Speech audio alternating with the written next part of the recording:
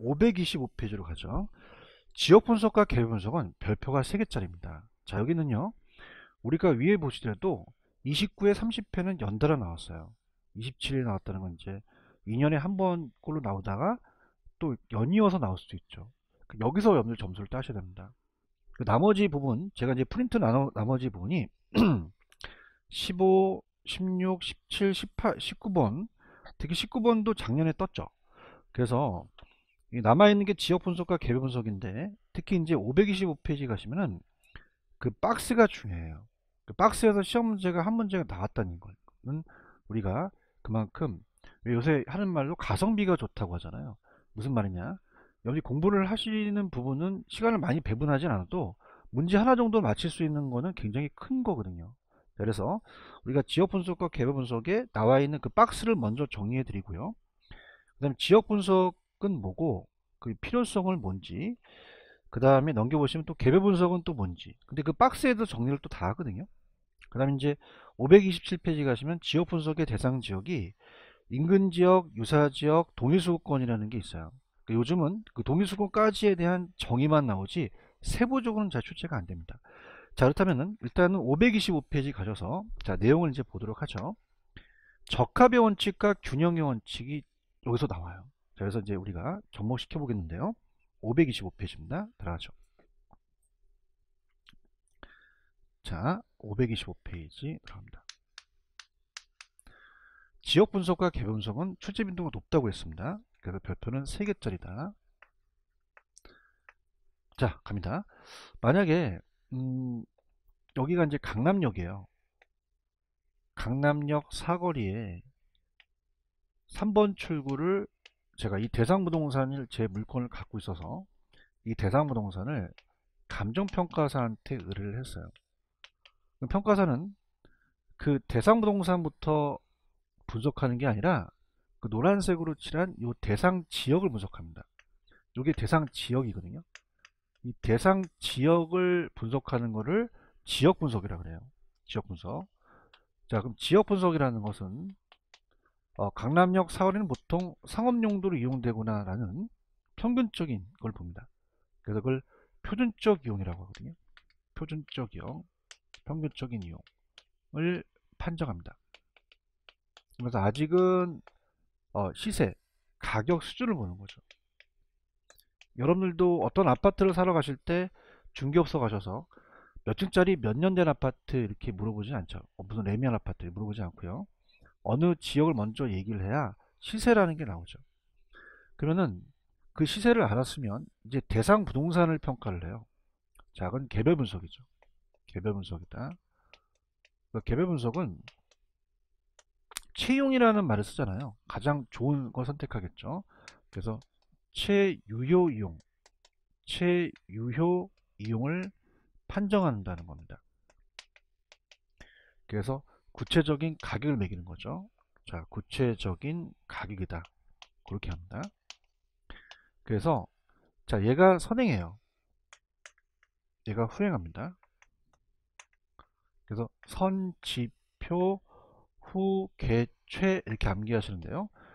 자, 채용의 판정은 개별 분석은 하지만 또 이 지역 분석은 이 채용에 대한 판정을 제시해 줄 수 있고 도움을 줄 수 있다는 거죠. 자, 그 다음에 이제 작년에 나왔던 게, 자, 토지는 뭐예요? 토지가 움직이지 않는다는 부동성과 인접성 때문에 그렇고요. 자, 개별성 때문에 그렇죠. 개별성 때문에 그렇고. 그 다음에 지역 분석은 전체적이라면 얘가 부분적이죠. 부분적이고. 자, 전체적인 숲을 보고 얘는 나무를 보거든요. 얘가 거시적이다. 거시적이다. 그럼 얘는 미시적이라는 거죠. 그렇죠? 이렇게 여러분들이 보시면 되고요.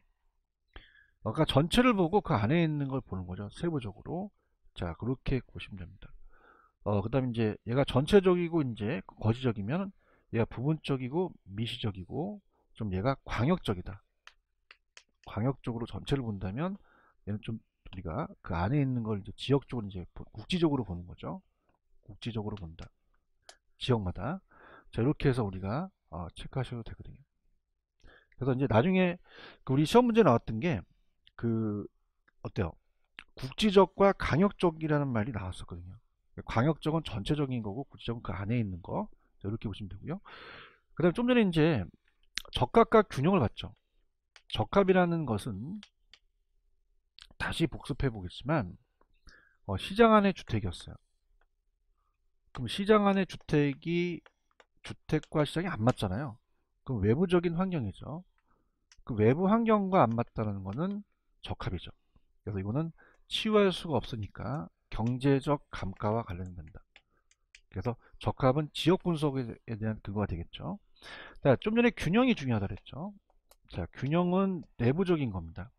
그래서 좀 전에 했던 걸 복습해 보면, 자, 만약에 이렇게 20층짜리 빌딩이 지하 주차장이 없다. 자, 이건 기능적 감가잖아요. 기능적 감가. 그래서 이거는 개별 분석과도 관련이 되죠. 그 다음에 이거는 이 외부 환경과 잘못된 게 아니라 그 대상 부동산의 내부 구성 요소가 잘못된 거죠. 내부 구성 요소가 잘못된 거다. 자, 그래서 좀 편법은요. 지역 분석은 지읒 들어갔죠. 그럼 얘는 적합에도 지읒 들어가고 경제적 감가다. 개별 분석에 기억 들어가니까 얘는 균형이고 기능적이다. 이렇게 좀 암기하셔도 좋아요. 그래서 이거 박스를 정리합니다. 갈게요. 자, 525페이지 지역 분석이 선행한 다음에 개별 분석이 후행해요.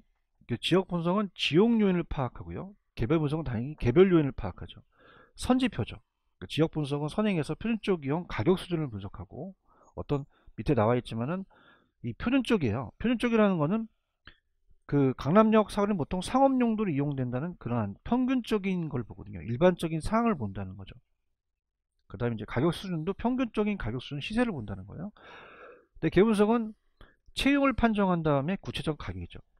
지역 분석은 부동성, 인접성, 개별 분석은 개별성, 지역 분석은 적합, 경제적 감가, 개별 분석은 균형, 기능적 감가. 지역 분석이 전체적, 광역적, 거시적이라면 개별 분석은 좀 개별적, 구체적, 미시적이 되겠죠. 자, 그 다음에 지역 분석은 뭐 파란 색깔 위주로 한번 가볼게요. 자, 당연히 의에 보시면은 얘는 지역 요인을 분석하고요. 표준적 위험 및 가격 수준을 판정한다. 그 다음에 니은에 보시면 지역 분석은 대상부동이 어떤 지역에 속하며 그 지역 특성이 무엇이며 전반적으로 그 특성이 지역 내 부동산 가치에 어떤 영향을 미치는가를 분석하죠. 그 다음에 자, 필요성은 니은하고 니을만 볼게요. 자, 니은은 좀 전에 봤듯이 표준적 이용을 나타내는 거죠. 지역적 특성의 지역 분석은. 그래서 그 지역의 채용을 판정하는데 유력한 기준이 되기도 합니다. 채용을 판정하는 건 아니에요. 그걸 제시하거나 유력한 기준이 된다. 자, 이렇게 가져야 되고요. 그 다음에 지역 분석을 사례 선택의 범위가 있어요. 그래서 이 대상 범위가 그 527페이지로 가시면은 박스가 있습니다. 그래서 지역 분석에 대한 것이 우리 지역 분석에 꼭 왜 필요하느냐, 또 지역 분석이 하는 것이 그 범위를 설정해 주거든요. 그래서 지역 분석의 대상 지역이라는 게 있습니다. 사례 자료의 최원방권을 이제 가져오겠죠. 그래서 이제 동일수급권이라는 거는 수요공급이 동일한 지역, 서로 가격에 영향을 미칠 수 있는 대체관계가 성립되는 거죠. 이 동일수급권 안에서 사례를 가지고 와요. 그러면 인근 지역, 유사 지역, 이 동일수급권이 있는데, 자, 지금 트렌드는 이 지역에 대한 인근 지역과 유사 지역과 동일수권에 대한 정의가 나옵니다. 그래서 527페이지 가시면 지역 분석의 대상 지역은 지역 분석의 대상은 인근 지역뿐만 아니라 유사 지역, 동일수권도 포함되죠. 자, 그럼 인근 지역은 이번 과정에서는 그냥 인근 지역은 대상 부동산이 속해 있는 지역이에요. 자, 그래서 여기가 강남역이다 한다면 강남역에 감정평가사가 평가하려는 대상 부동산이 있어요. 그럼 대상 부동산이 속해 있는 거를 인근 지역이라고 합니다. 그럼 사례를 가져와서 비교할 수 있죠. 근데 만약에 동일한 사례가 없어요. 그럼 유사 지역으로 넘어갑니다. 유사 지역. 그럼 유사 지역은 대상 부동산 속해 있지 않습니다. 사례만 존재하죠. 동일수권 내에 있어야 되며, 자, 유사 지역이라는 자체는 대상이 속해 있지 않고요. 우리가 역삼역 같은 경우는 강남역과 좀 유사하잖아요. 그죠? 사례를 가져온다는 거죠. 자, 그래서 정의만 좀 들어가도록 할게요. 527페이지입니다. 자, 개념. 중요합니다. 감정평가에 관한 규칙이 있어서 그래요. 자, 인근 지역은 대상 부동산에 속한 지역 중요하고요. 자, 당연히 부동산 이용이 동질적입니다. 그 다음에 가치 형성 요인을 배웠잖아요. 그 지역 요인을 공유하죠. 개별 요인을 공유하는 게 아니에요.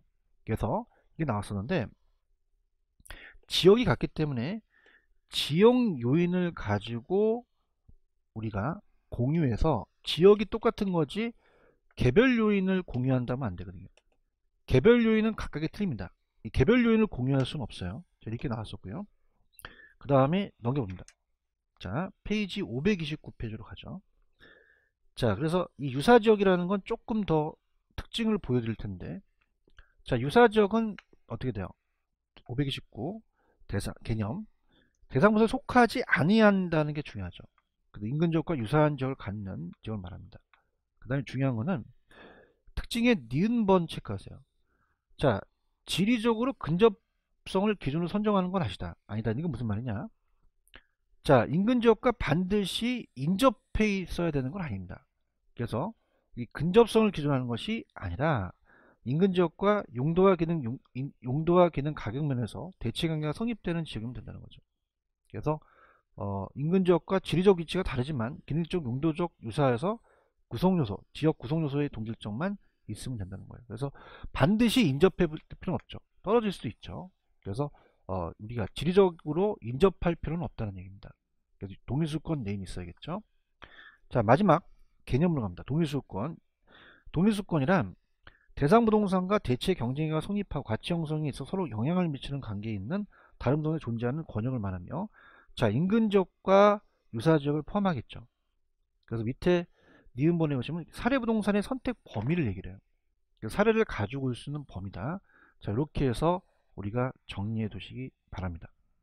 자, 그러면은 가장 중요한 게 이제 지역 분석과 개별 분석에 대한 문제잖아요. 그러면 이제 시간을 드릴 테니 15, 16, 17, 19번을 한번 풀어보시기 바랍니다. 마지막 문제입니다.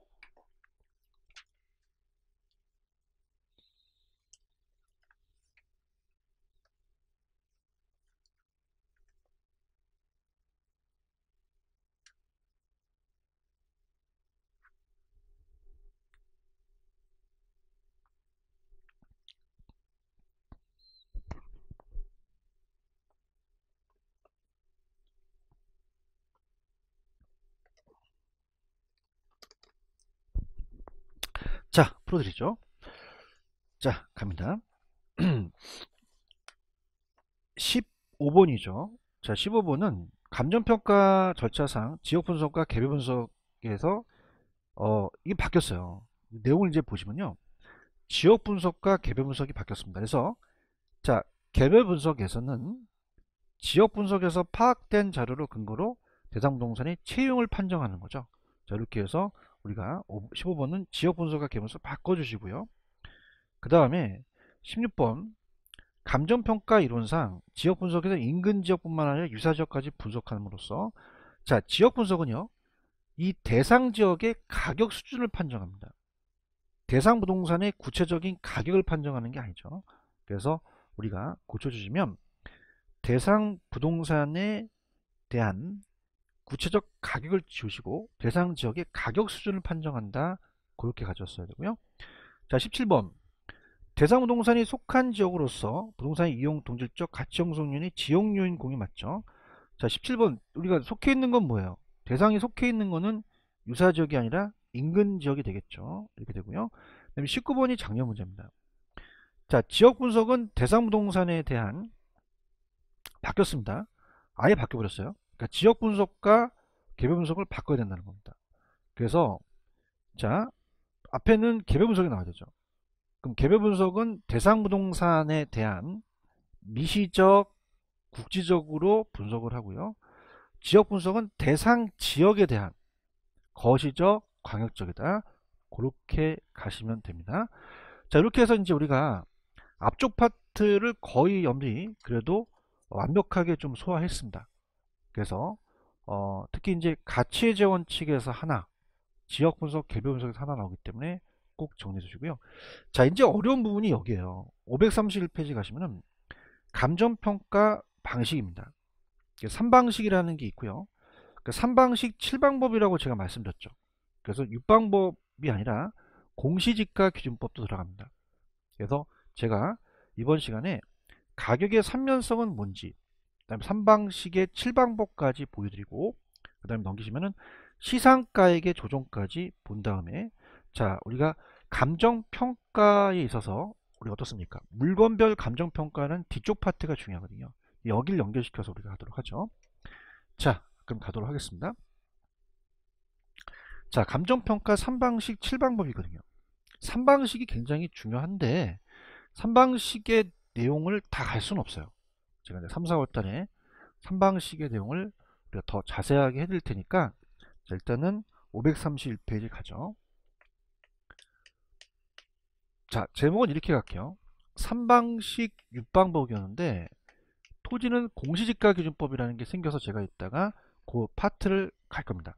특히 이제 공시지가 기준법이라는 파트는 제가 이 공시지가라는 자체는 좀 뺄 거예요. 왜냐하면 제가 특강 때 공시지가를 아주 자세히 갔거든요.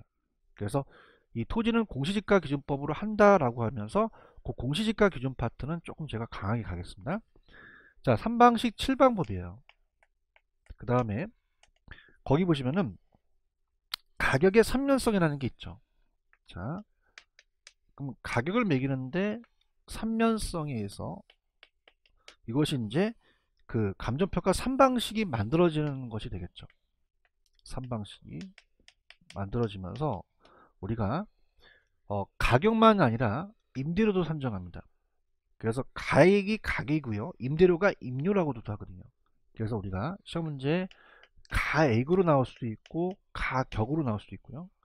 그 다음에 임대료를 생략해서 임료로 나올 수도 있거든요. 그래서 두 가지 쓰니까 6방법인데 공시지가까지 합쳐서 7방법이 돼요.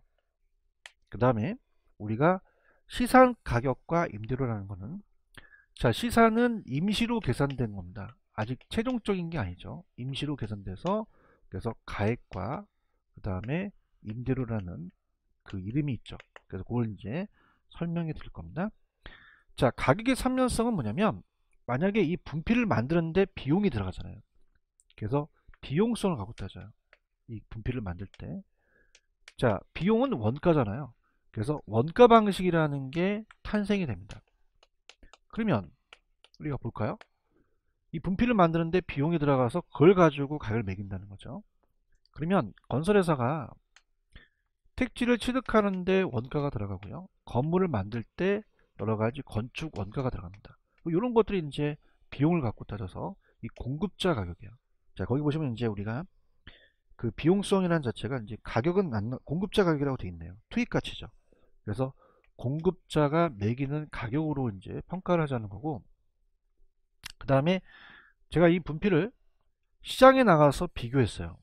시장성 가서 우리가 얘가 얼마가 거래됐는지 보는 거죠. 그러면 사례로 거래됐던 이 분필이 있고요. 자, 이 분필을 대상 부동산을 이 분필을 평가한다는 거죠. 그러면 시장에 가서 비교해서 비교 방식입니다. 그래서 자, 비용성은 이 비용 접근법이라고도 합니다. 비용을 접근. 이건 시장 접근법이라고도 하는데 참고하시기 바랍니다. 우리가 보통 비교 방식으로 나와요.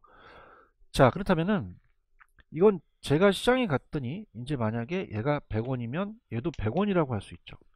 자, 그러면 이거는 시장 가치로 봅니다. 균형 가격이죠. 시장에 나와 있는 가격, 균형 가격, 그 시장 가치를 보고 한 거죠. 그 다음에 제가 이 분필을 개인적으로 사서 쓰면 여러분한테 수강료를 받잖아요. 그래서 이게 아주 잘 써지고 나한테 만족을 줘요.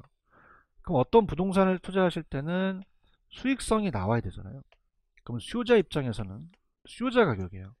그럼 여러분들이 이제 만약에 그 임대용 부동산에 수익성 부동산에 투자한다. 그럼 수익이 많아져야지만 여러분들이 가격을 매기거든요. 수요자 격으로서. 그럼 이거는 이제 수입 방식으로 갑니다. 수입 방식 이렇게 한다는 거죠. 그래서 3방식으로 간다는 겁니다. 그렇다면은 우리가 6방법이라는 게 있는데 공시지가 기준법이라는 게 튀어나왔죠. 그래서 가격을 메우는 게 따라서 원가법, 원가가 들어갔죠. 원가가 가격이에요. 가격을 매기고요. 그 다음에 임대료는 적산이라는 건 쌓는다는 거거든요. 그래서 우리가 어떤 여러가지 경비를 싸서 우리가 어떻습니까? 임대료를 산정하는 거고요.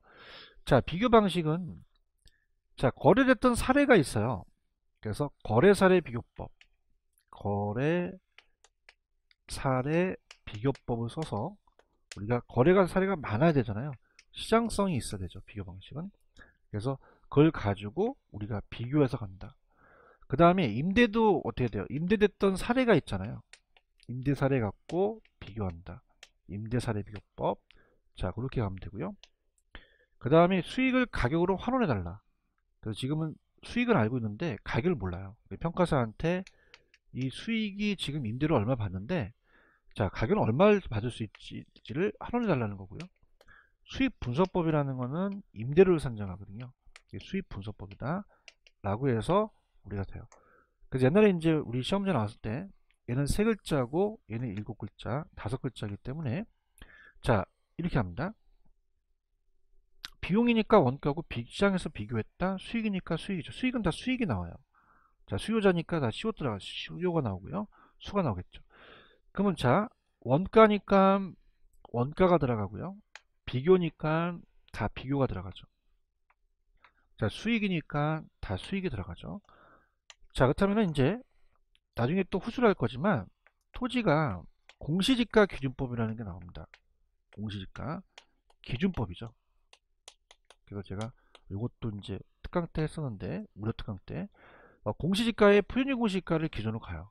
그래서 원래는 토지도 거래사례였는데 이 공시지가 기준법으로 하라고 합니다. 그래서 7방법으로 바뀌게 되는 거죠. 자, 그러면 어떻습니까? 세 글자, 7글자, 5글자는 딱 이렇게 가르쳐서 나오면 이건 세 글자를 맞추셔야죠. 적산법. 자, 이건 5글자를 맞추셔야 돼요. 자, 이렇게 해서 이제 하시는 것도 좋습니다. 우리가 임시로 계산된 가격이라는 거는 이제 이 중간 과정이기 때문에 나온 가격들을 얘기를 해요. 그래서 얘를 적산 가액, 그냥 용어 정리만, 그러니까 용어가 어떤 건지만 가져가시면 돼요. 적산 임료. 그래서 우리가 이제 시험 문제가 감정평가에 관한 규칙의 정의가 나오거든요. 정의하고 이제 이 이론들에 대한 것만 오늘 마무리할 겁니다. 자, 거래사례 비교법은 내가 거래사례와 비교했죠. 비교해서 준한다. 그래서 비준 가액이라고 하고요. 그 다음에 토지는 이제 토지 가액이라 그래요. 토지 가액. 여기는 없지만 토지 가액을 산정하는 거고, 임대료는 비교해서 준하니까 임대료죠. 그래서 비준 임료라고 얘기를 합니다. 자, 가격을 수익으로 환원해 달라. 수익환원법은 수익 가액을 산정하는 거죠. 수익 가액. 근데 수익 분석법은 수익 임료를 산정한다. 그래서 임대료거든요. 임료가. 자, 그렇게 보시면 됩니다. 자, 그러면은 자, 일단 그 내용은 제가 일단은 평가별, 물건별 평가를 좀 하셔야 이 내용이 좀 들어오시거든요.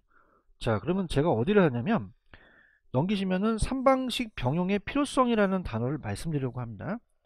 자, 굵은 글씨 위주로 가는데요. 이렇게 할게요. 만약에 예를 들어서 자, 지금 상가라는 수익성 부동산이 있죠.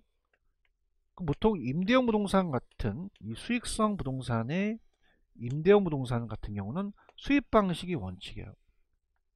그럼 수입 방식으로 가격을 매겼더니 얘가 예를 들어서 뭐 한 50억이다. 자, 근데 비교했더니 다른 사례를 비교했더니 50억까지는 안 가고 지금 사례가 뭐 40억으로 거래됐더라. 실질적으로 원가법을 따졌을 때, 자, 원가 방식에서는 한 지금 47억밖에 안 들어갔더라. 그럼 3방식이 다 달라요. 가격이요. 그래서 임시로 계산된 가격은 각 시상 가격은 중간 과정이지 최종 가격이 아니거든요. 그렇기 때문에 우리가 이 칠판육의 가격이 1000원이라는 것은 만드는 데도 1000원, 사는 데도 1000원, 시장에서 거래되는 게 1000원이기 때문에 보통 완전 경쟁에서는 탄면의 등가성이 적용되지만 우린 각각 틀리다. 그러면 가중치를 봐야 돼요. 자, 상가는 수익이 많이 발생되잖아요.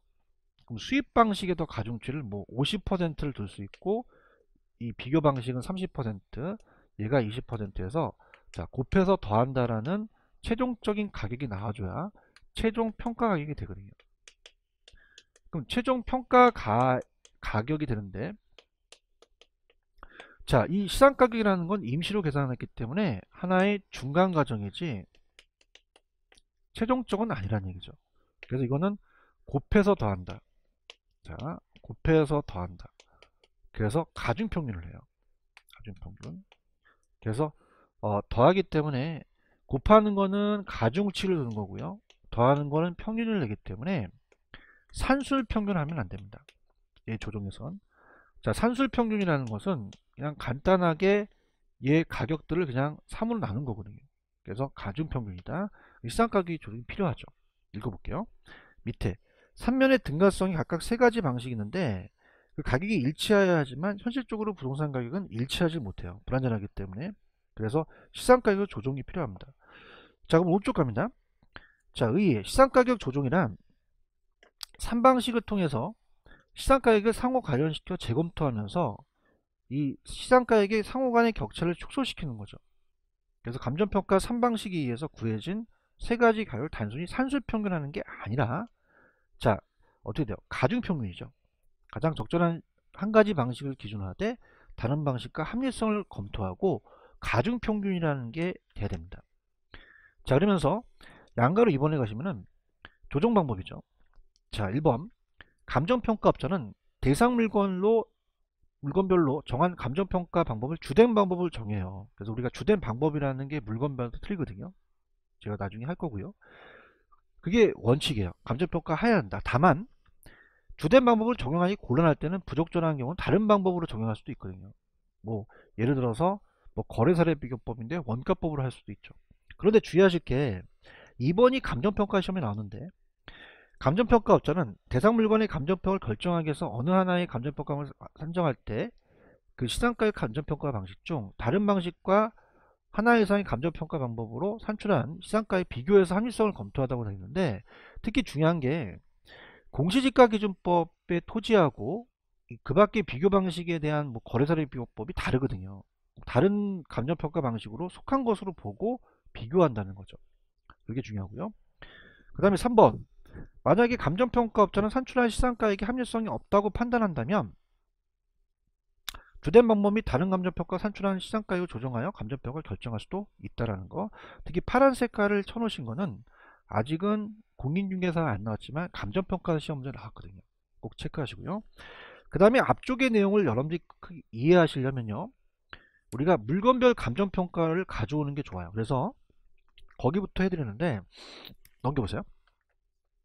그럼 제가 오늘은 이제 1, 2월 달에는 가장 출제 빈도가 높은 564페이지를 하려고 합니다. 564.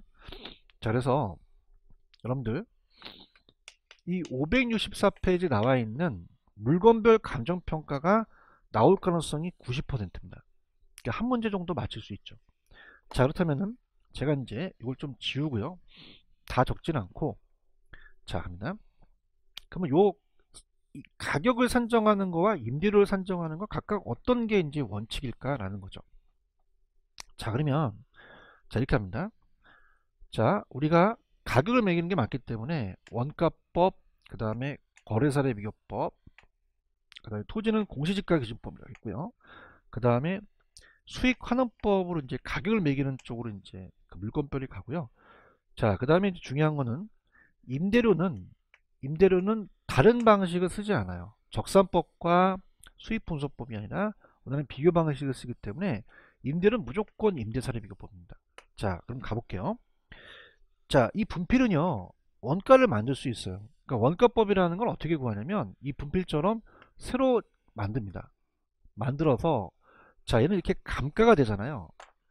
자, 그러면은 만약에, 자, 지금 요게 40원이 날라갔으면은 60원이 그 가격이 되거든요. 이런 원리예요. 그러면 이렇게 되려면요, 자, 이 원가법은 만들 수도 있어야 되고 감가가 돼야 돼요. 상각이 돼야 되거든요. 그래서 상각 자산에 적용됩니다. 어떤 게 있냐면, 자, 건물이 대부분이죠. 건물. 네, 굴삭기 같은 건설기계, 그 다음에 선박, 항공기 같은 거는, 자, 원가도 구할 수 있고 상각도 되죠. 근데 주의하실 게 있어요. 자, 토지는 이 상각이 안 됩니다. 그러다 보니까 토지는 비교 방식으로 가서 거래 사례가 아니라 우리가 특강 때 얘기했지만 표준지 공시지가를 기준으로 가요. 주의하실 게 이거는 기준입니다. 비교가 아닙니다. 자, 그럼 거래사례 비교법으로 가는 것들은 어떤 게 있냐? 사례가 많아야 돼요. 그럼 우리가 자동차를 예를 들어 본다는 거죠. 자동차.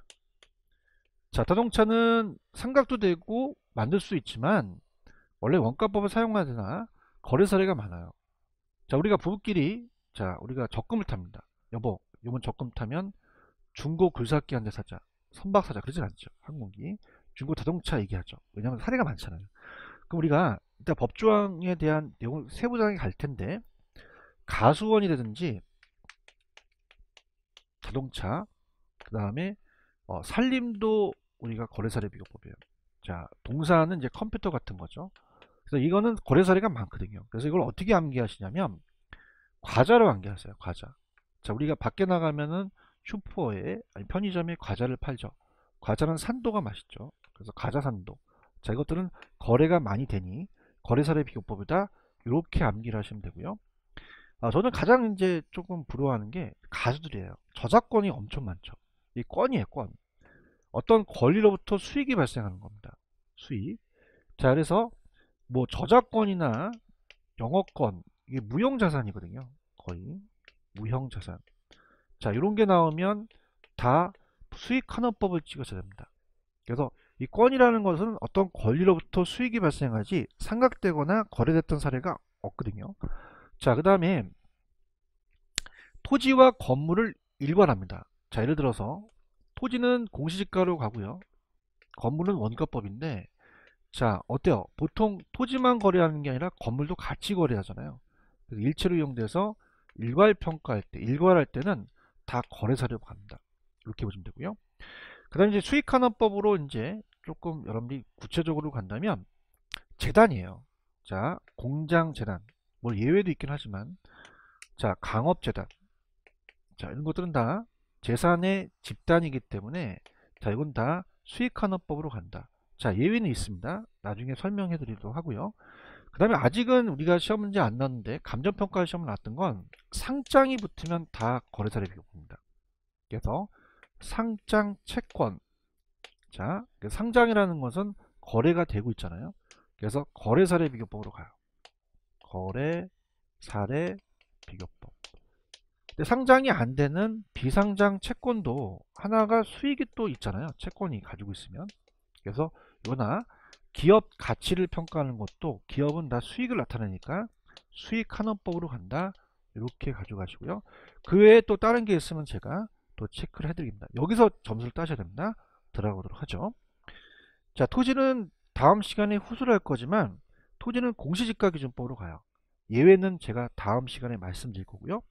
건물은 원가법으로 가고요. 토지와 건물을 일괄을 감정평가할 때는 무조건 거래사례입니다. 자, 그래서 집합건물의 소유 및 관리에 관한 법률. 집합건물이라는 걸 민법 시간에 배우시죠.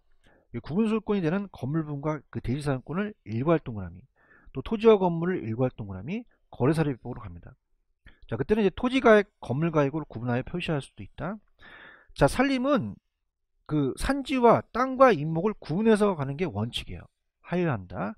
그런데 임목은 거래사례인데 소경목림에다 미조쳐 보세요. 자, 이게 원가법입니다. 지름이 작은 나무라는 거는 직경이 한 16cm 밖에 안 돼요. 작은 나무니까 어린 나무죠. 그래서 비용이 투입된 시점이 오래되지 않았기 때문에 투입된 비용을 많이 들지 않기 때문에 투입 비용을 쉽게 파악할 수 있어서 원가법으로 가거든요. 그 다음에 이 산지와 임목을 구분하는 게 원칙인데 일괄할 수도 있습니다. 자, 일괄할 때는 다 거래사례법으로 간다. 그러면 산림은 다 거래사례인데 소경목림만 원가법이다. 그렇게 가져갔으면 하고요. 자, 제가 아까 과수원도 거래사례죠. 과자, 산도 거래사례. 그 다음에 공장재단과 강업재단입니다. 자, 수익환원법으로 가요. 물론 공장재단은 그 공장재산의 집단을 구성하고 있는 개별물건을 합산해서 감정평가를 해야 되거든요. 근데 계속적인 수익이 예상된다면 일괄해서 또 수익환원법으로 간다. 근데 그렇게 구체적으로 나오진 않았습니다. 그냥 재단은 수익환원법이다. 그렇게 외워주고요. 자, 자동차입니다. 자동차, 건설기계, 선박, 항공기 중에서 자동차만 거래사례 비교법으로 가고요. 그 다음에 건설기계, 선박, 항공기를 묶어보세요. 다 원가법으로 갑니다. 특히 이제 선박은 선체, 기관, 의장을 구분해서 가거든요. 아까도 마찬가지예요. 산림도 산지와 이목을 구분하는 게 원칙이면 선박도 선체, 기간, 의장을 구분하는 게 원칙입니다. 자, 항공기도 원가법인데요. 자, 1번서부터 4번까지는 다 상각이 됩니다. 자동차끼리 다. 그러면 어떻습니까? 5가지. 그럼 본래 용도 효용 가치가 없으면 우리가 자동차를 폐차 처리하잖아요. 그러면 해체 처분을 간다. 자, 그렇게 가시면 되고요.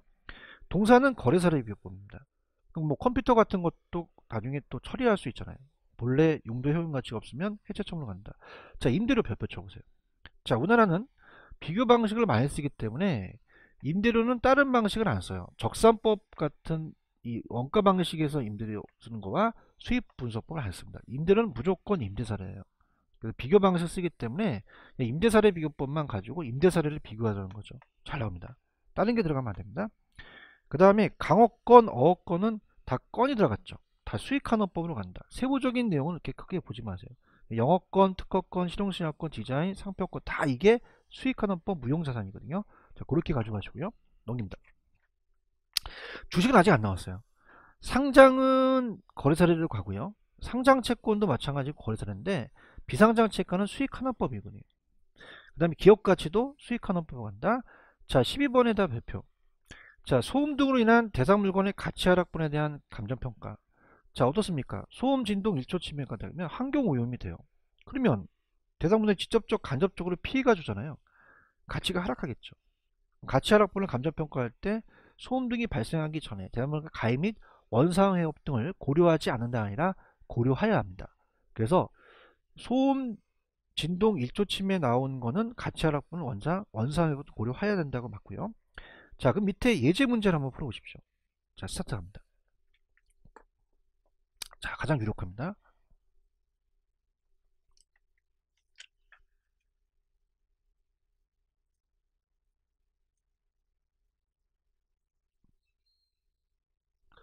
자, 들어갈게요. 감정평가에 관한 규칙의 평가의 대상이 주된 감정평가가 틀린 것은 건설기계는 원가법이죠.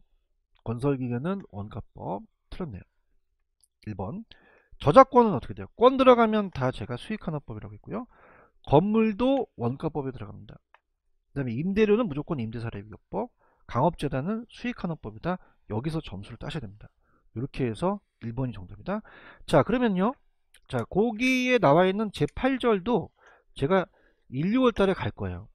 여기도 감정평가 시험 문제에 우리가 나왔던 거와 공인중개사가 있거든요. 감정평가 절차는 제가 해드릴 거고요.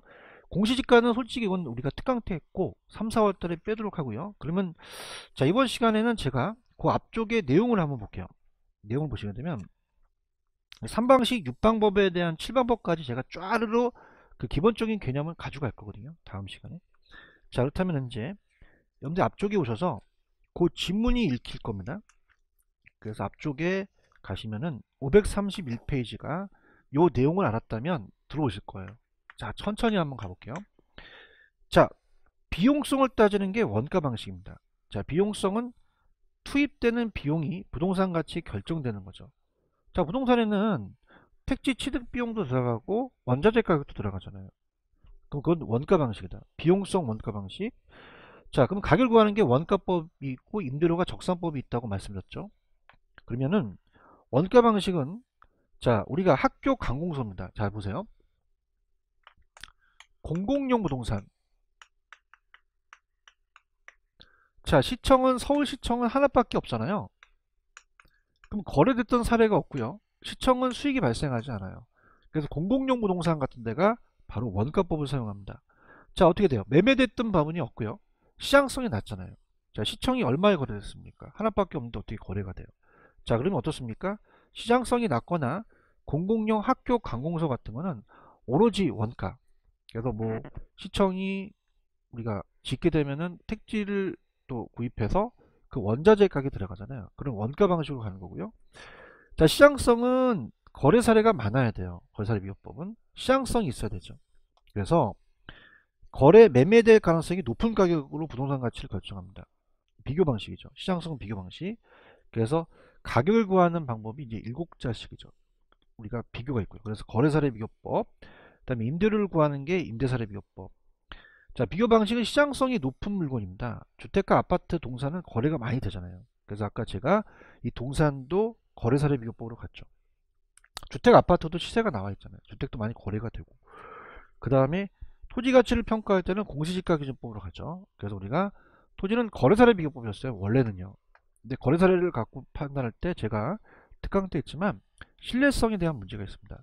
그래서 거래사례가 적정한 실거래가 있으면 거래사례로 가지만 그 외에는 다 표준지 공시지가를 기준으로 토지를 감정평가하라 그러거든요. 그래서 토지는 공시지가 기준법, 그래서 7글자를 맞춰줬죠. 중요한 건 공시지가 비교가 아니라 기준법이다. 이렇게 가져가시고요. 그 다음에 수익성. 자, 제가 아까 수요자였잖아요. 내가 이 분필을 사서 나한테 만족을 줘요. 그럼 나한테 효용이 있죠, 효용. 부동산에. 그럼 효용을 가지고 내가 임대료를 얻는다면, 자, 임대료가 많이 나올 것 같아. 그럼 이 부동산의 가치를 좀 매겨줘봐. 그런 거죠. 수익을 가격으로 환원해달라는 게 수익환원법이고, 그 다음에 또 임대료를 구하는 게 수익분석법이다. 그래서 우리가 보통 수입 방식은요, 상업용 부동산이나 기업용 부동산 같은 데 됩니다. 그래서 이 수입 방식은 상업용이 임대용 부동산을 얘기하고요, 기업용은 이제 삼성 사옥 같은 걸 얘기하죠. 근데 우리가 보통 평가할 때는 그런 삼성 사옥 같은 기업용보다는 임대용 부동산을 많이 평가한다는 겁니다. 자, 그렇게 가져가시면 됩니다.